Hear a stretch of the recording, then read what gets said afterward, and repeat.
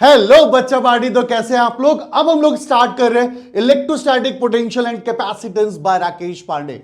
मेरा बच्चा one shot होने वाला है और ये कम से कम टाइम में रिवाइज करने वाला हूं। ये एग्जाम टाइम का रामबाण है मेरे बच्चे। चैप्टर 1 करा चुका, आप चैप्टर 2 पर आया, ऐसे ही पूरी 12th क्लास कराऊंगा और एक बार कंबाइंड करके एक वन शॉट बनाऊंगा पूरी क्लास 12th फिजिक्स का, और वो भी 3-4 घंटे के अंदर अंदर पूरी फिजिक्स खत्म। मेरे बच्चे इस पूरी वीडियोस में आपको क्या मिलने वाला है, देखो पहली बात ये नोट्स मिलने वाले, शॉर्ट नोट्स हैं, इसमें पूरे टॉपिक्स कवर है, कैसे पीवाईक्यूज आने वाले, ये सारी चीजें कवर है। तो चल मेरे बच्चे देखते हैं। सबसे पहले हम देखते हैं इलेक्ट्रोस्टैटिक पोटेंशियल होता क्या है। अगर मैं बात करूं इलेक्ट्रोस्टैटिक पोटेंशियल की, तो इस चैप्टर को पढ़ने से पहले याद रखना कि इसके अंदर साइन यूज होता है, साइन कन्वेंशन का यूज। मतलब अगर चार्ज पॉजिटिव है तो आपको पॉजिटिव पोटेंशियल लेना है, नेगेटिव है तो नेगेटिव लेना है। सर ये क्यों लिख दिया? क्योंकि जब आप चैप्टर नंबर 1 कर रहे थे तो वहां पे साइन का यूज नहीं था, वहां आपको साइन से कोई लेना देना नहीं था, वहां पर आप मैग्नीट्यूड वाइज काम करते थे। सेकेंड पॉइंट, इलेक्ट्रोस्टैटिक पोटेंशियल एक स्केलर क्वांटिटी है, तो यहां वेक्टर का पंगा नहीं है। वहां पे क्या होता था, जब चार चीजों में हम चार चार्जेस के बीच में फोर्स निकालते थे, इलेक्ट्रिक फील्ड निकालते थे, तो पता क्या होता था, वो इस तरीके से डायरेक्शन गया, इस तरीके से डायरेक्शन गया, उसका रिजल्टेंट निकाल लो, तो हम इन सब चीजों से बच जाएंगे। तो चलो यार स्टार्ट करते हैं। पोटेंशियल क्या होता है? Potential is nothing else is a W by q, एक amount of charge from one point to another point. अगर एक चार्ज को एक पॉइंट से दूसरे पॉइंट तक लाने में जितना भी काम करना पड़ेगा वो हमारा पोटेंशियल है। This is a V equal to W by Q. V को हमने पोटेंशियल से डिवाइड किया हुआ, V हमने पोटेंशियल है, W हमारा वर्क डन है, Q हमारा चार्ज है मेरे बच्चे। अगर हम पोटेंशियल पॉइंट चार्ज की वजह से निकालें तो प्लस अगर मिल गया हमारे पास, तो प्लस की वजह से क्या होने वाला है मेरे बच्चे, पी पॉइंट पे पोटेंशियल निकालना है तो V equal to k Q by are होने वाला है प्लस का, और माइनस का है तो माइनस का के क्यू बाई आर होने वाला है। आपको सच बताऊं तो अभी इन सब पे कोई क्वेश्चन नहीं पूछा जाएगा, जो आपके लिए बहुत इंपॉर्टेंट और हॉट होंगे उसके लिए मैं आपको चीजें बता दूंगा। पोटेंशियल डिफरेंस क्या है मेरे बच्चे? सपोज करो हमारे पास ए पॉइंट है और बी पॉइंट है, एक चार्ज को बी से हम ए पर लेकर आए, तो मेरा बच्चा ये इनिशियल हो गया और ये हमारा फाइनल पॉइंट हो गया। तो मैंने कहा पोटेंशियल डिफरेंस ए और minus B, final minus initial. तो वर्क डन कहां से कहां तक करना पड़ा? वर्क डन बी से ए अपॉन में क्यू नॉट। वर्क डन कहां से करना पड़ा? बी से ए अपॉन में Q naught. This is a potential difference. इसीलिए कहा जाता है amount of work done to bring a charge from one point to another point, amount of work done to bring a charge from infinite to one point. तो ज्यादा detail में जाने की जरूरत नहीं है, फिलहाल आप लोगों को पोटेंशियल डिफरेंस पता गया, इस पे भी जनरल क्वेश्चंस नहीं आते हैं। आता कौन सा है? Electric potential due to dipole axial. Axial में V equal to K P by R square होता है, इक्वेटोरियल के लिए हम V इक्वल टू 0 लेते हैं। और आपसे क्वेश्चन पूछा जाता है, is it possible electric field not equal to 0 but potential equal to 0? तो आंसर है yes, at equatorial point. Equatorial point पे क्या होता है बेटा? इक्वेटोरियल पे इलेक्ट्रिक फील्ड की वैल्यू तो होती है बट पोटेंशियल की वैल्यू बिल्कुल नहीं होती है। तो ये क्वेश्चन एग्जाम में आया हुआ है। इसी तरीके से मेरे बच्चे में अगर नेक्स्ट पॉइंट पे बात करूं, electric potential at general point.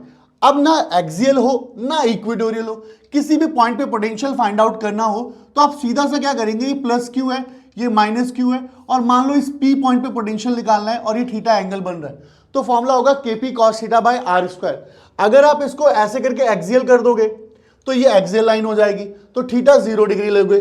और अगर आप ऐसे कर दोगे तो ऐसे करने के बाद यहां पर क्या हो जाएगा, इक्वेटोरियल पॉइंट हो जाएगा, जिसका पोटेंशियल बिल्कुल, इसका पोटेंशियल क्या हो जाएगा बेटा में, फिर 0 हो जाएगा।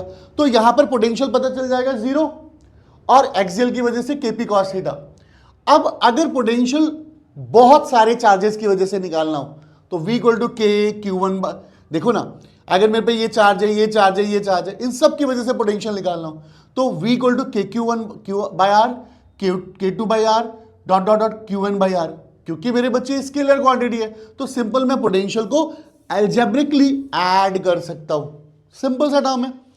अब हम आते हैं relation between electric field and electric potential. ये रहा वो पहला हॉट पॉइंट जहां से पहला क्वेश्चन आता है, जहां से पहला क्वेश्चन आता है। इवन पीवाईक्यू भी कराऊंगा मैं आपको। तो electric field equal to minus D B by D R. Potential decrease होता है in the direction of electric field, potential decrease in the direction of electric field. जैसे एग्जांपल, ये पॉजिटिव चार्ज है, इसकी वजह से इलेक्ट्रिक फील्ड की डायरेक्शन ये रही। मैंने 3 पॉइंट लिए A B C, तो बेटा पोटेंशियल डिक्रीज होगा in the direction of electric field. A का पोटेंशियल ज्यादा होगा, बी का ज्यादा होगा, कम होगा, फिर सी का सबसे कम होगा। अगर यहीं पे मैं माइनस क्यू के ले लूं तो इलेक्ट्रिक फील्ड की डायरेक्शन ऐसे देखने को मिलेगी और पोटेंशियल ऐसे जाएगा, तो इलेक्ट्रिक फील्ड की डायरेक्शन में पोटेंशियल डिक्रीज होता है, तो सी बड़ा होगा, बी उससे छोटा और ए सबसे छोटा होगा। अगर आप मैग्नीट्यूड वाइज देखो तो मान लो ये -20 रहा होगा, ये -10 रहा होगा, ये -5, तो -5 सबसे बड़ा हो गया ना। माइनस में जो वैल्यू जितनी बड़ी होती है उतनी ही वो छोटी होती चली जाती है, तो -20 उतना ही छोटा होगा। और बेटा इस चैप्टर की आन बान शान और सबसे hot question that is all about potential difference निकालना है हमें फॉर्मूला पता है इक्वल टू माइनस का dv/dr, तो हमें इस तरीके के क्वेश्चन निकालने होते हैं। मेरे बच्चे आपसे पोटेंशियल पूछ रहा है ए और सी के बीच में, ए और बी के बीच में, तो पोटेंशियल डिफरेंस ए और बी के बीच में निकालते हैं। हमें फॉर्मूला पता है -E/dr हो जाएगा, -E/dr। अब बेटा ए और बी के बीच में क्या कोई डिस्टेंस गैप है? नहीं, वाई एक्सिस में बिल्कुल ये सेम पॉइंट पर है, क्योंकि इलेक्ट्रिक फील्ड की डायरेक्शन में पोटेंशियल घटता है, बट यहां पे कुछ है क्या? यहां तो सेम पॉइंट पर है वो लोग, ए जहां पर है वहीं पे बी है, तो यहां आंसर क्या हो जाएगा? डिस्टेंस भी 0 है, तो पोटेंशियल की वैल्यू क्या होगी? 0। यानी जितना पोटेंशियल ए का होगा उतना ही पोटेंशियल बी का होगा। और potential difference between A and C, अगर आपसे ए और सी पूछे तो बच्चे गलती कर देते हैं, E/5 मल्टीप्लाई कर देते हैं ना, -E/dr, E की वैल्यू -100 लोगे और जो dr लोगे वो 5 नहीं लोगे, वो 4 लोगे, तो माइनस का 400 हो गया। अब आप कहोगे सर क्यों 4 लिया? मैंने कहा ए और बी का पोटेंशियल सेम है, तो यहां पर बी का पोटेंशियल की जगह आप ए का पोटेंशियल लिख सकते हो। ये पोटेंशियल सी का है, तो potential difference between A and C निकालना है, तो मैंने क्या किया? यही वाला डिस्टेंस लिया और इलेक्ट्रिक फील्ड की डायरेक्शन में डिस्टेंस लो। तो इस तरीके से हमने क्या किया? इस वाले क्वेश्चन को किया, और ये क्वेश्चन 3-3 नंबर में कई बार आया हुआ एग्जाम में। ये वाला क्वेश्चन भी एग्जाम में आया हुआ मेरे बच्चे, 2020 के अंदर क्वेश्चन आया हुआ ये। अब बेटा क्या हुआ? आपको पोटेंशियल दे दिया, और पोटेंशियल देने के बाद आपसे पूछेगा कि इलेक्ट्रिक फील्ड बताओ, तो इलेक्ट्रिक फील्ड कैसे फाइंड आउट करोगे? आपको पता है इक्वल टू dv/dx होता है या dv/dr होता है, डिस्टेंस से डिफरेंशिएट करना होगा। तो अगर मैं इसका डिफरेंशिएशन निकालूं तो 10 बाहर आ गया, x का डिफरेंशिएशन 1, कांस्टेंट का डिफरेंशिएशन 0, तो आपको इलेक्ट्रिक फील्ड की वैल्यू मिल गई। So simple. अब आपसे इलेक्ट्रिक फील्ड दे दिया, अब आपसे फ्लक्स पूछ सकता है चैप्टर 1 का। चैप्टर 1 में फ्लक्स मैंने बताया था कि फ्लक्स 0 होता है अगर इलेक्ट्रिक फील्ड लाइंस कांस्टेंट है। अगर इलेक्ट्रिक फील्ड की वैल्यू कांस्टेंट है तो फ्लक्स 0 होगा। मैं कहता हूं इस क्वेश्चन को थोड़ा और वेरी कर देगा। मैं एक काम करता हूं, आप लोगों से क्वेश्चन पूछता हूं, मैंने पोटेंशियल की वैल्यू दे देता हूं 10x² प्लस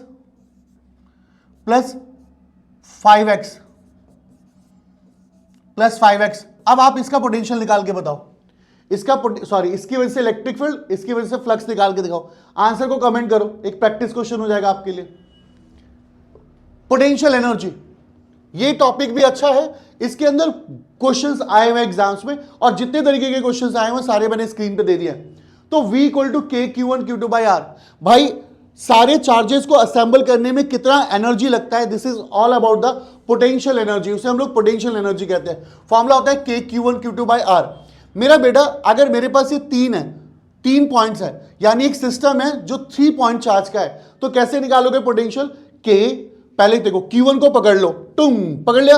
अब देखो K/Q1/Q2/R, इन दोनों का Q1 का रिलेशन Q3 का है, K/Q1/Q3/R। अब Q1 मर गया, अब Q2 को पकड़ो, Q2 का रिलेशन Q3 के साथ है, आंसर आ गया। अब अगर ये 4 के लिए होता तो देखो Q1 को पकड़ो, K/Q1/Q2 अपॉन में उन दोनों का डिस्टेंस, Q1 का रिलेशन Q3 के साथ है, K/Q1/Q3 उसका डिस्टेंस, इसका डिस्टेंस √2d होगा ना मेरा बेटू। अब देखो Q1 को Q4 के साथ पकड़ो, K/Q1/Q4 अपॉन में d, Q1 मर गया। अब Q2 को पकड़ो, Q2 का रिलेशन Q3 के साथ, Q4 के साथ, अब Q2 मर गया, Q3 और Q4 सबको वैल्यूज डालोगे आपका आंसर आ जाएगा मेरा बच्चा, वैल्यूज डालोगे आंसर आएगा। बट ये रहा इंपॉर्टेंट क्वेश्चन, आपके पास ये स्ट्रक्चर है, इसका पोटेंशियल निकाल लोगे, U इनिशियल निकाल लोगे। अब आप क्या करोगे?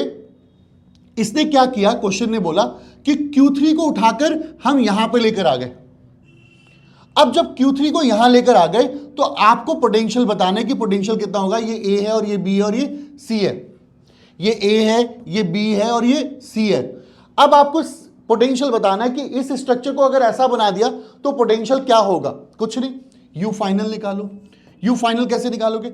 Q1 का रिलेशन Q3 के साथ है, Q1 का रिलेशन Q2 के साथ है और Q3 का Q2 के साथ है। इसको सॉल्व कर लो, इसको सॉल्व कर लो, दोनों को माइनस कर दो, आंसर आ गया मेरे बच्चे। सेम आपके पास ये स्ट्रक्चर था, इस स्ट्रक्चर को इस रूप में कन्वर्ट कर दिया। Q3 पॉइंट को उठाकर आपको यहां लेकर आ गया, Q3 पॉइंट को इस जगह पे लेकर आ गया मेरे बच्चे।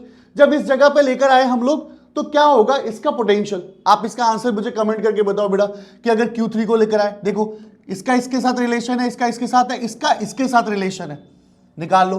Q2 का रिलेशन निकालो, Q3 का निकालो और दोनों रिलेशन को माइनस कर दो। बेटा इस तरीके के क्वेश्चन आए हैं ये पेपर में शॉर्ट रिवाइज कराने के लिए। मैंने लॉन्ग वीडियो में सारे टॉपिक आराम से कराए हुए। Potential energy of a dipole in a uniform electric field. अभी टॉर्क वाली जो डेरिवेशन की है ना चैप्टर 1 में, वही है। अभी तक वहां पे टॉर्क फाइंड आउट किया था। अब जब वो टॉर्क एक्सपीरियंस हो रहा है और वो ऐसे करके घूम रहा है, ऐसे करके मान लो ऐसे करके घूम रहा है वो, तो वर्क डन भी तो हो रहा है θ1 से θ2 तक। तो पोटेंशियल एनर्जी का फॉर्मूला होगा माइनस पी कॉस थीटा। ये डॉट प्रोडक्ट होता है बेटा, minus P vector dot E vector. अब यहां पे देखो अगर θ1 से θ2 वर्क डन हो रहा है तो cos θ1 माइनस cos θ2। अगर θ1 की वैल्यू 0 है और θ2 की थीटा, तो वर्क डन का फॉर्मूला हो जाएगा PE 1 माइनस cos थीटा। तो ये हमारा पोटेंशियल एनर्जी है। इसके ऊपर क्वेश्चन आए हुए हैं तो आप इसको थोड़ा सीरियसली देख लेना। वैसे तो मैंने वहां पे क्वेश्चन करा दिए। अब आता है मेरा बेटा इक्विपोटेंशियल सरफेस। इक्विपोटेंशियल सरफेस क्या होता है मेरा बच्चा? इक्विपोटेंशियल सरफेस एक ऐसा सरफेस है जहां पे पोटेंशियल की वैल्यू हर जगह सेम होती है। तो कुछ इक्विपोटेंशियल सरफेस ड्रॉ करके देखते हैं।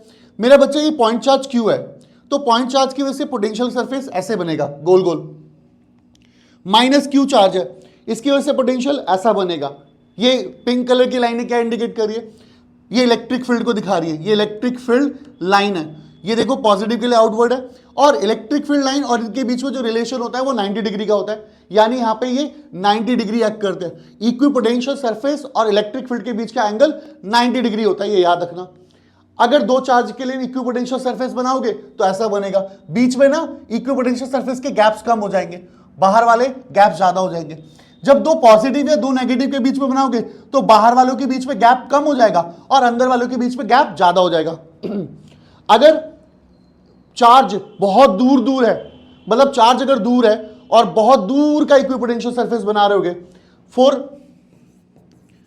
फारदरेस्ट Q, अगर कोई फारदेस्ट पॉइंट चार्ज के लिए आप इक्विपोटेंशियल सरफेस ड्रॉ करोगे तो वो इक्विपोटेंशियल सरफेस कैसा आएगा? स्फेरिकल, वो सॉरी प्लेन फेज में आएगा, प्लेन ईपीएस आएगा। मतलब अगर एक एग्जांपल दूं कि एक बंदा यहां आंख लगा के बैठा हुआ है और उसे एक छोटा सा हिस्सा ये दिखाई दे रहा है, मान लो इतना बड़ा इक्विपोटेंशियल सरफेस बना, तो आपको ये वाला हिस्सा कैसा दिखेगा? प्लेन ही तो दिखेगा। तो इसीलिए बन गया प्लेन इक्विपोटेंशियल सरफेस। अब बेटा प्रॉपर्टीज ऑफ इक्विपोटेंशियल सरफेस, ये बहुत इंपॉर्टेंट है। इसमें जहां जहां मैं बोलूंगा ना रीजन, तो वो रीजन जान लेना क्योंकि इसके ऊपर असर्शन रीजन पूछे गए हैं, केस स्टडी भी पूछी गई है। जैसे पहला, वर्क डन 0 होता है इक्विपोटेंशियल सरफेस पे। क्वेश्चन आ जाता है कि क्यों पोटेंशियल 0 होगा। अगर आप पे टाइम नहीं है और शॉर्ट टाइम में देख रहे हो तो सीधा आंसर लिख देना कि वर्क डन इसलिए 0 होता है क्योंकि पोटेंशियल डिफरेंस 0 होता है, सीधा। Electric field is perpendicular on a EPS. अब पूछ लेगा कि भाई इलेक्ट्रिक फील्ड क्यों परपेंडिकुलर होता है ईपीएस पे? क्योंकि सीधा लिख देना वर्क डन 0 होता है इसीलिए, ठीक है। अगर टाइम नहीं है, नहीं तो डिटेल एक्सप्लेनेशन है। दो इक्विपोटेंशियल सरफेस एक दूसरे को इंटरसेक्ट नहीं कर सकती। अगर वो एक दूसरे को इंटरसेक्ट करेंगी तो वहां पर दो अलग अलग वैल्यू होगी, जो कि कभी पॉसिबल नहीं है। इक्विपोटेंशियल सरफेस जहां पे स्ट्रॉन्ग इलेक्ट्रिक फील्ड होता है वहां पे वो क्लोजर हो जाती है, पास हो जाती है, और जहां कम होता है वहां दूर हो जाती है। तो ये प्रॉपर्टीज आपको याद करनी है मेरे बच्चे। अब आता है मेरा बच्चा डाइलेक्ट्रिक आता है मेरे बच्चे, और हम बात कर रहे हैं डाइलेक्ट्रिक की। डाइलेक्ट्रिक क्या है? डाइलेक्ट्रिक एक ऐसा मटेरियल है जो चार्ज को तो होल्ड कर सकता है पर चार्ज कंडक्ट नहीं कर सकता है मेरे बच्चे। दो तरीके के डाइलेक्ट्रिक्स होते हैं, पोलर और नॉन पोलर डाइलेक्ट्रिक्स। अब इस पॉइंट पर हम और आगे क्वेश्चन डिस्कस करेंगे, उससे पहले देखते हैं behaviour of conductors in a electrostatic field. Behaviour of conductors in electric field, चलो पॉइंट डाल देना बाद में। आगे यहां देखो, electric field inside a conductor zero होता है बेटा। अगर हम एक कंडक्टर को इलेक्ट्रिक फील्ड के साथ अंदर रख दें तो एक्सटर्नल इलेक्ट्रिक फील्ड की डायरेक्शन ऐसे होगी और जो इसके इंटरनल इलेक्ट्रिक फील्ड होंगे वो ऐसे होंगे, इधर पॉजिटिव चार्ज आ जाएगा और इधर नेगेटिव चार्ज आ जाएगा, जिससे इंड्यूस इलेक्ट्रिक फील्ड की डायरेक्शन ऐसे होगी, एक्सटर्नल ऐसे, इंड्यूस ऐसे। तो ई नेट की वैल्यू जो बनेगी वो जीरो बन जाएगी।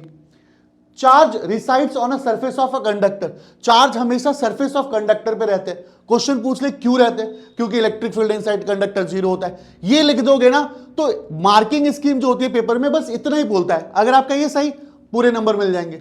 इलेक्ट्रिक फील्ड परपेंडिकुलर होता है on a equipotential surface. Electric field perpendicular क्यों होता है इक्विपोटेंशियल सरफेस पे, आप सीधा लिख देना because work done is zero. Work done zero होता है तो इलेक्ट्रिक फील्ड और सरफेस के बीच में थीटा 90 डिग्री बनेगा, इतना इनफ है। इलेक्ट्रोस्टैटिक शील्डिंग, बेटा कोई लाइटिंग हो रही है, लाइटिंग के वक्त क्या होता है, कोई बंदा कार में बैठा हुआ है तो उस लाइटिंग का उसके ऊपर कोई इफेक्ट नहीं पड़ता। इसके पीछे रीजन क्यों है, क्योंकि electric field inside conductor zero होता है। This is called shielding effect, protect from the heavy lighting. Capacitor and capacitance, most important, it's a hot topic मेरे बच्चे, हॉट टॉपिक। कैपेसिटेंस क्या है, एक ऐसा डिवाइस है जो चार्ज को होल्ड करता है और चार्ज को होल्ड करने वाले डिवाइस को हम कैपेसिटेंस कहते हैं। C equal to Q by V, बेटा C कैपेसिटेंस होता है। कैपेसिटेंस क्या होता है, कैपेसिटर की औकात कि वो कितना चार्ज होल्ड कर सकता है। C equal to Q by V. याद रहे capacitance does not depend on size of conductor, sorry capacitance of a capacitor जो एक बार बन गया वो कांस्टेंट होता है, ना वो चार्ज पे डिपेंडेंट होता है ना वो पोटेंशियल डिपेंडेंट होता है। कैपेसिटेंस ऑफ अ कैपेसिटर ना चार्ज डिपेंडेंट होता है ना पोटेंशियल डिपेंडेंट होता है, याद रखना ये कांस्टेंट होता है। जब एक बार आप कैपेसिटर बना चुके हो तो बन चुका है, उसका कैपेसिटेंस वैल्यू, उसकी एबिलिटी फिक्स हो चुकी है। एक एग्जांपल लेता हूं, ये बॉटल 1 लीटर की है, अगर ये बॉटल 1 लीटर की है मेरे बच्चे तो ये इसकी कैपेसिटी फिक्स है, इसके अंदर 1 लीटर ही पानी आएगा, अब इसमें 1.5 लीटर पानी नहीं भर सकते, तो उसकी एबिलिटी फाइनल कर चुके हैं।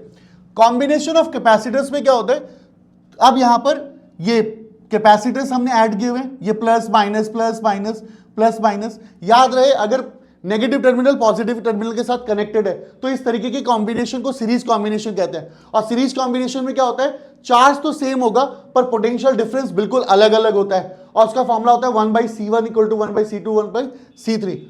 और अगर वो पैरेलल में कनेक्टेड है तो पैरेलल में क्या होगा, चार्ज डिफरेंट होता है पर पोटेंशियल सेम होता है। यार इस पे क्वेश्चन आता है भाई, प्लीज इस पे कर लेना। C equal to C1 plus C2 plus C3। Combination of capacitor में चार्ज का क्वेश्चन पूछा जाएगा, charge on each plate, C1 पे कितना चार्ज होगा, C2 पे कितना चार्ज होगा, और चार्ज निकालना होगा तो सीधा फॉर्मूला लगा देना Q इक्वल टू CV। बस यार टारगेट रखना, चार्ज सेम होता है, अगर इस पे 10 कूलाम का चार्ज है तो सब पे 10-10 कूलाम का चार्ज होगा, इसमें चार्ज डिफरेंट होता है तो आपको formula Q equal to CV रखना है। अब यहां देखो स्फेरिकल कैपेसिटर, अगर स्फेरिकल कैपेसिटर है आपके पास तो फॉर्मूला होगा C equal to 4 pi epsilon naught by R। सबसे अच्छा है C equal to R by K, यानी रेडियस को 9 इंटू 10 की पावर 9 से डिवाइड कर दो बस कूलाम्स कांस्टेंट से, आपका आंसर आ जाएगा। पैरेलल प्लेट कैपेसिटर की डेरिवेशन करनी है मेरे बच्चे, डेरिवेशन इज मोस्ट इंपॉर्टेंट, आपको डेरिवेशन करके रखनी है। इसका फॉर्मूला होता है A epsilon naught by D। A is a plate area, plate का एरिया होता है, ये प्लेट एरिया होता है। D डिस्टेंस बिटवीन कैपेसिटर्स होता है, डिस्टेंस बिटवीन प्लेट्स। तो ये सारी चीजें है मेरे बच्चे पैरेलल प्लेट कैपेसिटर्स के अंदर। अब इसका टॉपिक वाव लेवल का मोस्ट इंपॉर्टेंट 2026 का क्वेश्चन है ये। अगर कैपेसिटर्स के बीच में डाइलेक्ट्रिक स्लैब डाल दूं जिसकी थिकनेस T है तो उसकी कैपेसिटेंस वैल्यू क्या होगी। पहली बात तो इसकी डेरिवेशन बहुत इंपॉर्टेंट है, डेरिवेशन करनी है मेरे भाई। अब देखो इसका फॉर्मूला होता है C equal to KA epsilon naught D minus T plus T by K। अगर D बड़ा है T से, यानी छोटा सा डाइलेक्ट्रिक आपने इसके अंदर डाल दिया तो आप ये वाला फॉर्मूला अप्लाई करेंगे। बट अगर आपने ऐसा डाइलेक्ट्रिक डाला जो प्लेट में बिल्कुल फिट हो गया, D और T बिल्कुल बराबर हो गए, तो आपका फॉर्मूला होगा C equal to KA epsilon naught by D, KA epsilon naught by D। याद रखना मेरे बच्चे, अभी हमने A epsilon naught by D आपने किया, इनिशियल कैपेसिटेंस जब एयर रखा हुआ है तो याद रखना कैपेसिटेंस की वैल्यू K टाइम्स बढ़ जाती है इनिशियल कैपेसिटर से अगर हम डाइलेक्ट्रिक डालते हैं उसके अंदर। बेटा ये रहे वो हॉट क्वेश्चन जो एग्जाम्स में आए हुए हैं। जैसे एग्जांपल, अगर मेरे पास 2 कैपेसिटर्स है, एक कैपेसिटर है उसके अंदर डाइलेक्ट्रिक डाला हुआ है, डाइलेक्ट्रिक में K1 डाला हुआ है K2 डाला हुआ है, और उनके एरिया हाफ हो गए और डिस्टेंस बिल्कुल सेम रहा, area half distance same, area half distance same, इस तरीके के कॉम्बिनेशन को हम लोग पैरेलल कॉम्बिनेशन कहते हैं मेरे बच्चे, पैरेलल कॉम्बिनेशन कहते हैं। अब क्या होगा, इसका कैपेसिटेंस निकालना कितना आसान है, के ए एप्सिलॉन बाई डी, के ए एप्सिलॉन बाई डी, के ए देखो K1 एरिया A बाई 2 है, epsilon naught by D, C1 निकल गया। इसी तरीके से C2 निकालो, बड़ा सिंपल सा क्वेश्चन होता है और दोनों को जोड़ दो, आंसर आ गया ये, ठीक है। अब अगर डिस्टेंस हाफ हो गया, ऐसे डायलेक्ट्रिक डाला आपने कि दो अलग अलग डायलेक्ट्रिक इस तरीके से डाले कि एरिया सेम रहा पर डिस्टेंस हाफ हो गया, इस केस में क्या होगा, C1 की वैल्यू निकाल लोगे। C1 की वैल्यू कैसे आएगी, d बाई 2 रखोगे तो 2 पर चला जाएगा, 2K1 A epsilon by D, C2 निकाल लोगे 2K2 A epsilon by D, तो यहां पर C equal to C1 plus C2, C1 C2 upon C1 plus C2, यानी इस तरीके के कॉम्बिनेशन को हम लोग सीरीज कॉम्बिनेशन कहते हैं। इस बात को याद रखना, इस तरीके के कॉम्बिनेशन को हम लोग सीरीज कॉम्बिनेशन कहते हैं। अब अगर मैं बात करूं, ऐसा भी क्वेश्चन आया हुआ है पेपर में कि ये कैपेसिटर डायलेक्ट्रिक है, ये एक डायलेक्ट्रिक है, डायलेक्ट्रिक है, 3 डायलेक्ट्रिक दिए हुए। अब आप ये देखो, ये वाला डायलेक्ट्रिक और ये वाला डायलेक्ट्रिक, इसमें क्या है, डिस्टेंस भी हाफ हो रहा है और एरिया भी हाफ हो रहा है। इसमें भी क्या, डिस्टेंस भी हाफ हो रहा है, एरिया भी हाफ हो रहा है। इसका कैपेसिटेंस निकालो, इसका कैपेसिटेंस निकालो, और इसमें क्या हो रहा है, एरिया तो पूरा है पर डिस्टेंस हाफ हो रहा है। तो आप 3 कैपेसिटेंस, अब आप देखो इन दोनों कैपेसिटेंस को कैसे करोगे, पैरेलल में सॉल्व, इन दोनों को कैसे करोगे, पैरेलल में सॉल्व। जो इसका आंसर आ जाएगा उसका आंसर इसके साथ क्या हो जाएगा, सीरीज। हॉट क्वेश्चन है बेटा, ये हॉट क्वेश्चन है। ऐसा ही पूछ सकता है बेटा कि ये डायलेक्ट्रिक दिया हुआ है, इसमें एरिया A बाई 3 है, डिस्टेंस D दिया हुआ है, तो आप इसमें एयर है तो आप इसकी कैपेसिटेंस वैल्यू निकालो। तो सिंपल सा क्वेश्चन है। देखो चार्ज इंड्यूस ऑन डायलेक्ट्रिक अगर पूछ ले तो Q डैश क्या आएगा, Q 1 माइनस 1 बाई K। जो Q है वो free charge on capacitor plates है, जो इनिशियल चार्जेस है ना जो फ्री प्लेट्स पे, वो चार्जेस को Q कहते हैं। K हमारा डायलेक्ट्रिक कांस्टेंट है, उसकी वैल्यू पुट कर देना। ये रहा क्वेश्चन एनर्जी स्टोर्ड, इस पे भी बहुत बार क्वेश्चन आ रहा है, मुझे लगता है 2026 में भी इसके ऊपर क्वेश्चन पूछा जाना चाहिए। एनर्जी स्टोर्ड इन कैपेसिटर्स में 1/2 CV स्क्वायर होता है, Q स्क्वायर बाई 2 CV होता है, 1/2 QV भी होता है। एनर्जी डेंसिटी यानी energy stored per unit volume, इसका फॉर्मूला ये होता है। इस पे क्वेश्चंस आने के चांसेस है बेटा, तो इसके ऊपर क्वेश्चंस करने हैं प्रैक्टिस आपको। And one of the end last point जहां पर हम लोग देख रहे हैं कि अगर हम बैटरी को डिस्कनेक्ट कर दें कैपेसिटर से और बैटरी को कनेक्टेड रखें तो क्या होगा। अगर बैटरी डिस्कनेक्टेड है तो याद रहे जो इनिशियल चार्ज होगा और फाइनल चार्ज होगा वो बिल्कुल सेम होगा, बट यहां पर क्या होगा, K टाइम्स बढ़ जाएगा initial charge, sorry final charge K times बढ़ जाएगा इनिशियल से। यहां पर अगर ये डिस्कनेक्टेड है तो इनिशियल पोटेंशियल डिक्रीज होता है, यहां पे पोटेंशियल कांस्टेंट रहता है, यहां पे इलेक्ट्रिक फील्ड डिक्रीज होती है, यहां पे कांस्टेंट रहती है, यहां पे K टाइम्स बढ़ती है, यहां पे भी K टाइम्स बढ़ती है, यहां K टाइम्स एनर्जी डिक्रीज होती है, यहां पे K टाइम्स बढ़ती है। तो ये वाले केसेस याद रख लेना मेरे बच्चे, और आप लोगों के पेपर टाइम में ये सबसे बड़ा रामबाण है। अगर आपको कोई दिक्कत कोई परेशानी आ रही है तो प्लीज कमेंट करके बताओ, एग्जाम टाइम में मैं आपकी हेल्प जरूर करूंगा। मिलते हैं इसी तरीके की वीडियोस में, तब तक के लिए बाय बाय मेरे दोस्त, आप सभी को राधे राधे।